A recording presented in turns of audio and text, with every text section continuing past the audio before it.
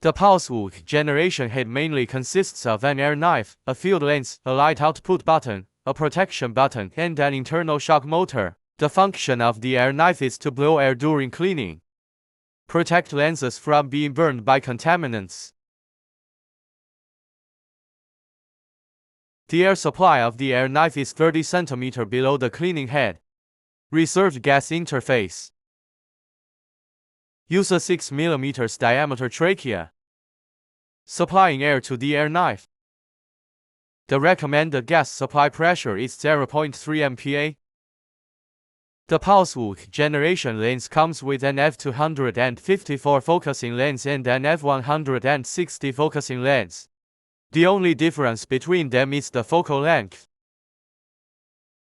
The focal length of f254 is approximately 254 mm.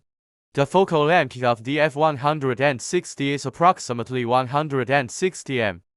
If you find that the laser energy is significantly weakened during the actual cleaning work, you need to check whether the lens of the cleaning head is contaminated. If there is contamination, you need to clean it with the wipes that come with the machine. After cleaning, there is still obvious dirty water on the lens that has not been removed. You need to use the lens removal tool that comes with the machine too. Replace the corresponding protective lens or focusing lens.